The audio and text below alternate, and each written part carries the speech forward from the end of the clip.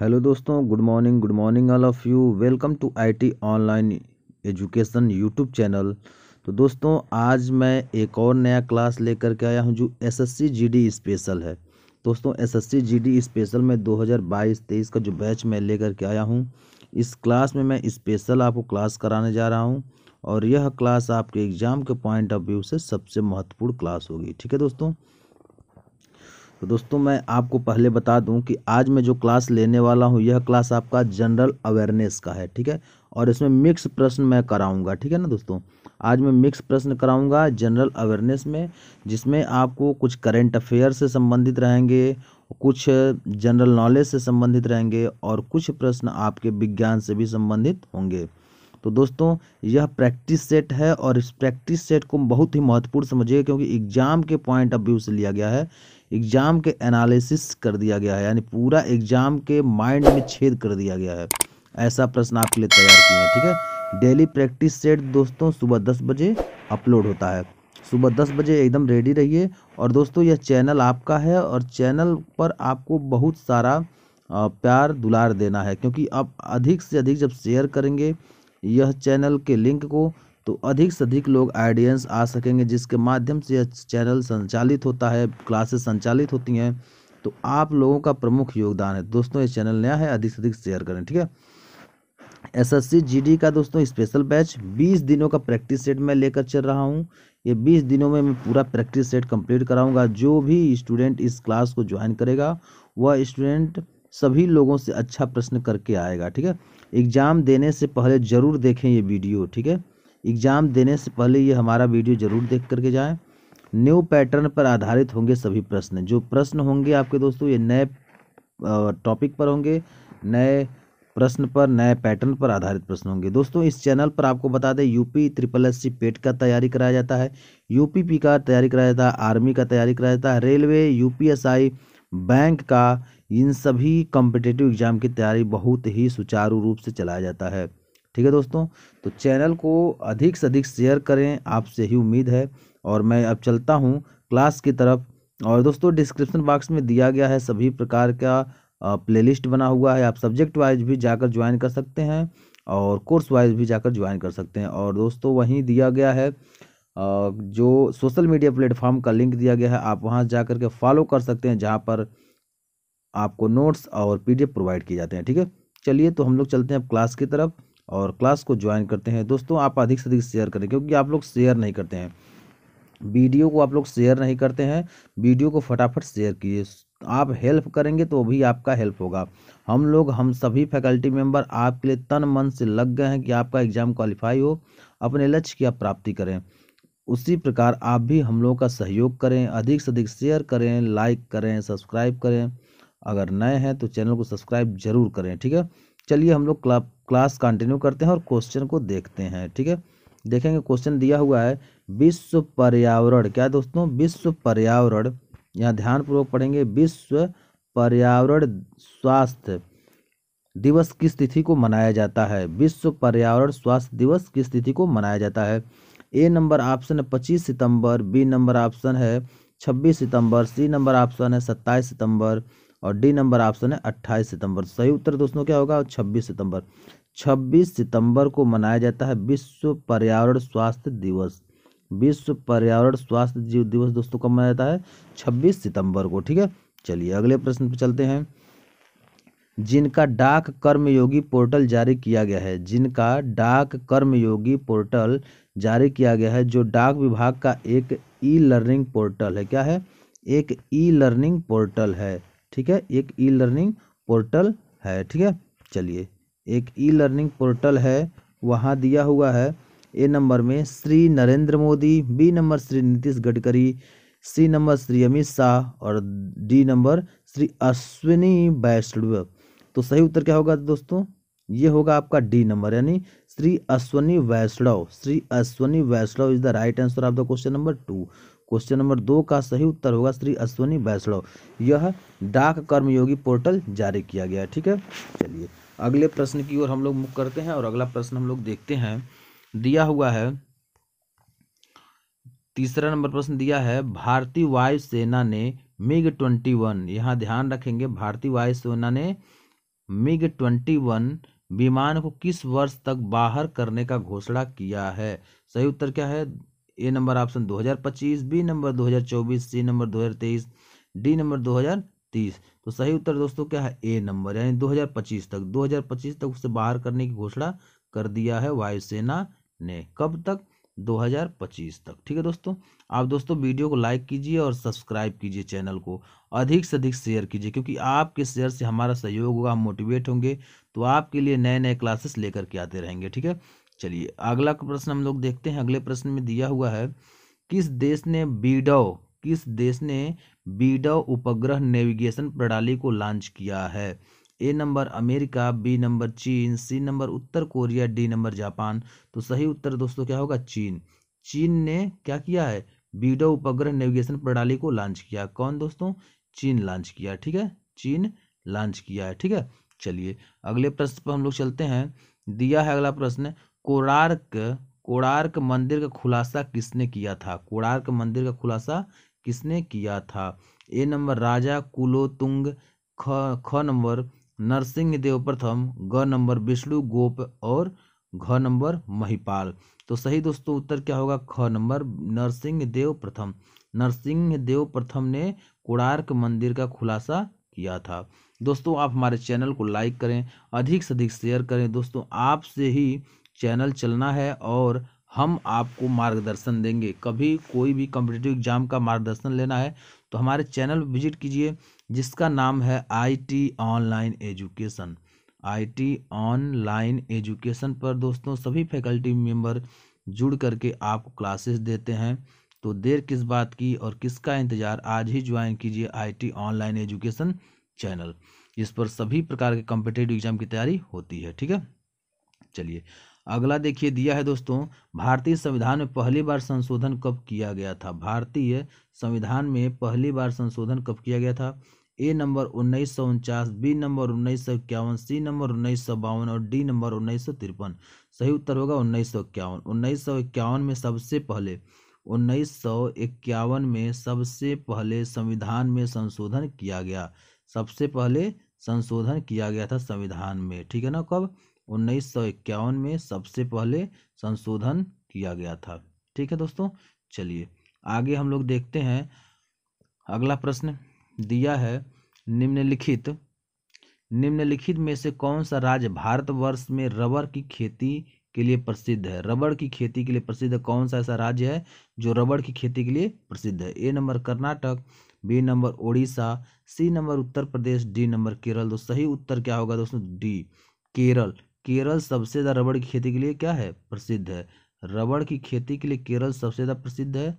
रबड़ की खेती के लिए, किस लिए? रबड़ की खेती के लिए, रबड़ की खेती के लिए केरल सबसे ज्यादा प्रसिद्ध है। तो सही उत्तर दोस्तों क्या होगा? D number. ठीक है, चलिए अगले प्रश्न पे चलते हैं। दिया है 8 नंबर प्रश्न में, निम्नलिखित में से पूंजी संग्रह, क्या दोस्तों? पूंजी संग्रह पुस्तक के लेखक कौन है? निम्नलिखित में से पूंजी संग्रह पुस्तक के लेखक कौन है? ए नंबर श्रीमती John Robins, B number Adam Smith, C number Lord Maynard Keynes, D number इनमें कुछ में से कोई नहीं, यानी इनमें से कोई नहीं। ठीक है, ए नंबर आपका सही है दोस्तों। ये प्रश्न मैं करा चुका हूँ, इसके पहले वाली वीडियो में करा चुका हूँ। ठीक है, Shrimati John Robins, Shrimati John Robins जो है इस पुस्तक के पूंजी संग्रह के क्या है? लेखक है। ठीक है, चलिए अगला प्रश्न चलते हैं। दिया, भारत का पहला उपग्रह ऑपरेशन IRNSS-1A कहाँ से रवाना हुआ? ये देखिए मोस्ट इंपॉर्टेंट प्रश्न है दोस्तों, यह आपका करंट अफेयर है, इसे आप ध्यान से पढ़िएगा और याद जरूर कीजिएगा। भारत का पहला उपग्रह ऑपरेशन IRNSS-1A कहाँ से रवाना हुआ? सही उत्तर होगा दोस्तों A number Sriharikota, B number Manhara, C number Thiruvananthapuram, D number Bangalore. तो ए नंबर सही उत्तर होगा दोस्तों क्या? ए नंबर श्रीहरिकोटा से। कहाँ से? श्रीहरिकोटा से यह लॉन्च हुआ है। ठीक है ना, रवाना हुआ है। ठीक है दोस्तों, आप चैनल को सब्सक्राइब करिए फटाफट, वीडियो को लिंक को तो अधिक से अधिक शेयर कीजिए। आप लोग वीडियो के लिंक को शेयर नहीं करते हैं, शेयर कीजिए फटाफट, वीडियो के लिंक को शेयर कर दीजिए। ठीक है, धावन सोडा का सूत्र क्या होगा? देखिए दोस्तों बहुत महत्वपूर्ण प्रश्न, धावन सोडा यानी वॉशिंग सोडा का सूत्र क्या होगा? तो A number Na2CO3 B number Na2CO3 10H2O, C number Na2CO3, D number Na2CO3 7H2O। सही उत्तर दोस्तों क्या होगा? ए नंबर होगा। क्या होगा? या ए नंबर, यानी Na2CO3 यह किसका दोस्तों? धावन सोडा का है। ये धोवन सोडा, इसको धावन सोडा बोलते हैं। यह वाशिंग सोडा होता है। ठीक है, चलिए अगला नंबर हम लोग प्रश्न देखेंगे। दिया है 11 नंबर, हीमोग्लोबिन में धातु कौन सा? देखो देखिए दोस्तों, यहाँ से आ गया आपका विज्ञान। ठीक है दोस्तों, यहाँ से विज्ञान शुरू हो गया है। अब विज्ञान के प्रश्नों को ध्यानपूर्वक पढ़िए, क्योंकि ये एसएससी जीडी में इम्पोर्टेंट है। एसएससी जीडी के पॉइंट ऑफ व्यू से इम्पोर्टेंट है, और एसएससी जीडी में आने वाले ये प्रश्न है। ठीक है, बहुत ही एनालिसिस करके ये बनाया गया है, जिसके माध्यम से मैं क्लास आज दे रहा हूँ आपको। ठीक है, पीडीएफ से इसलिए मैं करा रहा हूँ कि अधिक कम समय में आपको अधिक से अधिक प्रश्न करा सकूँ। ठीक है, क्योंकि मैं बोर्ड पर लिख कर कराता, कम समय में ज़्यादा प्रश्न नहीं हो पाते, इसलिए मैं कम समय में ज़्यादा प्रश्न आपको करा रहा हूँ, और वही प्रश्न करा रहा हूँ जो एग्जाम के पॉइंट ऑफ व्यू से सबसे महत्वपूर्ण है। ठीक है, चलिए ये दिया हुआ है दोस्तों, हीमोग्लोबिन में धातु तत्व कौन है? तो ए नंबर तांबा, बी नंबर लोहा, सी नंबर मैग्नीशियम, डी नंबर जस्ता। तो बी नंबर लोहा, यानी हीमोग्लोबिन में किसकी मात्रा होती है दोस्तों? लोहा की मात्रा होती है, आयरन की मात्रा होती है। किसकी? आयरन की मात्रा होती है। किसमें दोस्तों? हीमोग्लोबिन में। हीमोग्लोबिन में आयरन की मात्रा होती है। ये आपका बी नंबर ऑप्शन सही होगा। ठीक है, चलिए अगले प्रश्न पे चलते हैं हम लोग। अगला प्रश्न दिया हुआ है, थाल घाट और भोर घाट निम्न में से किस तट पर स्थित है? थाल घाट और भोर घाट निम्न में से किस तट पर स्थित है? ए नंबर मावार तट, बी नंबर कोरोमंडल तट, सी नंबर कोंकण तट, और डी नंबर उपयुक्त में से कोई नहीं। तो सी नंबर होगा दोस्तों कोंकण तट। क्या? कोंकण तट। कोंकण तट जो है यह आपका थाल घाट और भोर घाट में से स्थित है। यह कोंकण, सी नंबर ऑप्शन आपका सही होगा। ठीक है, चलिए अगले प्रश्न चलते हैं, 13 नंबर प्रश्न। और 13 नंबर प्रश्न पे देखेंगे, पित्त का मुख्य अर्थ क्या है, यानी पित्त का मुख्य कार्य क्या है? पित्त का मुख्य कार्य क्या है? ए नंबर वसा का एंजाइम द्वारा पाचन, बी नंबर उत्सर्जी पदार्थों का निवारण, सी नंबर प्रोटीन के पाचन का नियंत्रण, डी नंबर पाचन तथा शोषण हेतु वसा का इमल्सन करना। तो सही उत्तर दोस्तों क्या होगा? डी नंबर, पाचन तथा शोषण हेतु वसा का इमल्सन करना। यानी पित्त का जो मुख्य कार्य है वह पाचन तथा शोषण हेतु वसा का इमल्सन करना। यही आपका राइट आंसर हो जाएगा। इस प्रश्न का राइट आंसर आपका यही हो जाएगा। ठीक है ना दोस्तों, चलिए अगले प्रश्न पर हम लोग चलते हैं। यानी 13 नंबर प्रश्न का डी नंबर ऑप्शन क्या होगा? सही होगा। इसे जरूर याद कर लीजिएगा। ठीक है, चलिए अगला नंबर प्रश्न हम लोग देखते हैं। अगले नंबर प्रश्न में दिया हुआ है, कौन सा कार्बोहाइड्रेट मोनोसैकेराइड है? अब यहाँ ध्यान रखेंगे दोस्तों, यह भी आपका किसका है? साइंस का प्रश्न है। यह भी आपका साइंस का प्रश्न है। तो कार्बोहाइड्रेट मोनोसैकेराइड है कौन सा? A number sucrose, B number glucose एवं फ्रैक्टोज, सी नंबर गैलेक्टोज, और डी नंबर उपयुक्त सभी। तो सही उत्तर दोस्तों क्या होगा? सही उत्तर होगा ग्लूकोज एवं फ्रैक्टोज। ग्लूकोज एवं फ्रैक्टोज, यानी कौन सा कार्बोहाइड्रेट मोनोसैकेराइड है? तो ग्लूकोज एवं फ्रैक्टोज। ग्लूकोज और फ्रैक्टोज क्या है दोस्तों? मोनोसैकेराइड है। तो 14 नंबर प्रश्न का आपका बी नंबर ऑप्शन सही होगा। 14 नंबर प्रश्न का बी नंबर ऑप्शन सही होगा। B number option is the right of the question number 14। 14 number प्रश्न का बी नंबर सही है। ठीक है, चलिए अगले प्रश्न पर हम लोग चलते हैं। अगला प्रश्न देखेंगे, शिखा टंडन किस खेल के लिए प्रसिद्ध है? शिखा टंडन किस खेल के लिए प्रसिद्ध है? यह भी आपका दोस्तों बहुत अच्छा प्रश्न है। शिखा टंडन किस खेल के प्रसिद्ध है? ए नंबर तैराकी, बी नंबर टेनिस, सी नंबर गोल्फ, डी नंबर शतरंज। ए नंबर तैराकी, यानी तैराकी के लिए बहुत ही प्रसिद्ध है। कौन? शिखा टंडन। शिखा टंडन ये किसके लिए? तैराकी के लिए प्रसिद्ध है। किस लिए दोस्तों? तैराकी के लिए ये प्रसिद्ध है। ठीक है ना, बहुत अच्छा प्रश्न है, इसे याद जरूर कर लीजिएगा। एग्जाम के पॉइंट ऑफ व्यू से महत्वपूर्ण प्रश्न है। ठीक है, चलिए अगले प्रश्न पर हम लोग चलते हैं। अगला प्रश्न दिया है, हिमाचल प्रदेश की दूसरी राजधानी क्या है? अब देखिए दोस्तों, यह मोस्ट इंपॉर्टेंट, यहाँ आपका जो बन रहा है प्रश्न, बहुत अच्छा प्रश्न बन रहा है। हिमाचल प्रदेश की दूसरी राजधानी क्या है? A number Solan, B number Chamba, C number Dharamshala, D number Mandi. तो सही उत्तर दोस्तों क्या होगा? धर्मशाला। यानी हिमाचल प्रदेश का दूसरी राजधानी क्या है? धर्मशाला। हिमाचल प्रदेश की दूसरी राजधानी क्या है दोस्तों? धर्मशाला है। ठीक है, यह आपका 16 नंबर का सी नंबर ऑप्शन सही होगा। चलिए अब हम लोग देखते हैं 17 नंबर प्रश्न।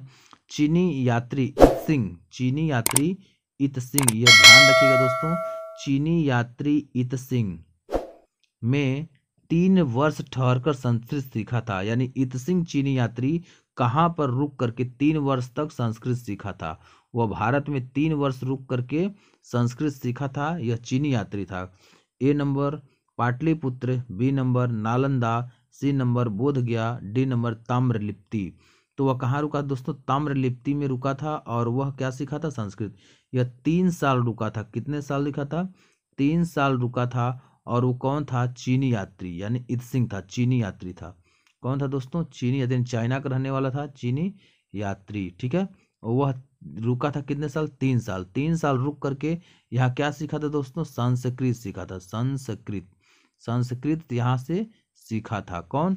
चीनी यात्री। ठीक है, 3 साल तक वह भारत में रहा था और संस्कृत वो सीखा था। ठीक है, चलिए हम लोग चलते हैं अब अगले प्रश्न में, और अगले प्रश्न को देखते हैं। दिया है भारतीय अंतरिक्ष कार्यक्रम का जनक किसे कहा जाता है? ये भी आपका देखिए दोस्तों अच्छा प्रश्न है। भारतीय अंतरिक्ष कार्यक्रम का जनक यानी कौन ऐसा महानुभाव, कौन ऐसे वैज्ञानिक हैं जिन्होंने भारतीय अंतरिक्ष कार्यक्रम के जनक कहे जाते हैं? A number APJ Abdul Kalam, B number Vikram Sarabhai, C number Rakesh Sharma, और डी नंबर होमी भाभा, होमी भाभा। सही नंबर उत्तर होगा दोस्तों बी नंबर विक्रम साराभाई।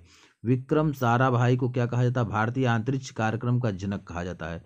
विक्रम साराभाई को अंतरिक्ष कार्यक्रम का जनक कहा जाता है। तो बी नंबर ऑप्शन सही होगा क्वेश्चन नंबर 18 का। क्वेश्चन नंबर 18 का बी नंबर ऑप्शन सही है। ठीक है, चलिए हम लोग चलते हैं अगले प्रश्न पर। आपका 19वां प्रश्न दिया है, जब ईस्ट इंडिया कंपनी का गठन हुआ था, जब ईस्ट इंडिया कंपनी का गठन हुआ था, उस समय भारत का मुगल बादशाह कौन था? उस समय भारत का मुगल बादशाह कौन था? A number Jahangir, B number Humayun, C number Aurangzeb, और डी नंबर अकबर। तो दोस्तों सही उत्तर क्या होगा? फटाफट आप जवाब दीजिए। यह प्रश्न आपका बहुत अच्छा प्रश्न है, ये आप जानते होंगे, इसका उत्तर फटाफट दीजिए। जब ईस्ट इंडिया कंपनी का गठन हुआ था उस समय भारत का मुगल बादशाह कौन था? सही उत्तर होगा दोस्तों अकबर। अकबर उस समय क्या था? उस समय शासक था, मुगल था, भारत का मुगल बादशाह था। भारत का मुगल बादशाह कौन था दोस्तों? उस समय अकबर था। कौन था? अकबर। ठीक है, अच्छा प्रश्न है दोस्तों, यह आप जरूर याद कर लीजिएगा। वीडियो दोस्तों कैसा लग रहा है? आज का क्लास कैसा लग रहा है? दोस्तों हमारे क्लास में आपको फुली इंटरटेनमेंट के साथ पढ़ाया जाएगा, कभी भी आपको बोरियत महसूस नहीं होगा, क्योंकि यह चैनल आपको एंटरटेनमेंट के साथ एजुकेशन देता है, ताकि आप अच्छे से पढ़ सकें, याद हो सके और एग्जाम में अच्छा स्कोरिंग कर सकें। ठीक है, चलिए अब हम लोग चलते हैं इस आज की क्लास का अंतिम प्रश्न, आज की क्लास का अंतिम प्रश्न की तरफ चलते हैं और इसे देखते हैं। दिया है, भारत के उच्चतम न्यायालय में न्यायाधीशों की संख्या में वृद्धि करने की शक्ति किसमें निहित होती है? यह देखिए दोस्तों पॉलिटिक्स से प्रश्न है, बहुत अच्छा प्रश्न ये भी दिया हुआ है। तो दोस्तों आज मैं मिक्स्ड प्रश्न करा रहा हूँ, सभी प्रकार के प्रश्न इसमें मिले हुए हैं, विज्ञान के भी हैं, करंट अफेयर के हैं, पॉलिटी के हैं, सभी प्रकार के प्रश्न आज मिले हुए हैं, क्योंकि आपको सभी प्रकार के प्रश्न मिलकर करा रहे हैं एग्जाम के पॉइंट ऑफ व्यू से। ठीक है, तो एग्जाम में ये महत्वपूर्ण होते हैं। तो इस प्रश्न को देखेंगे। दिया है, भारत के उच्चतम न्यायालय में न्यायाधीशों की संख्या में वृद्धि करने की शक्ति किसमें निहित है? ए नंबर भारत का राष्ट्रपति, बी नंबर संसद, सी नंबर भारत का मुख्य न्यायमूर्ति, डी नंबर विधि आयोग। तो सही उत्तर दोस्तों क्या होगा? संसद। क्या होगा?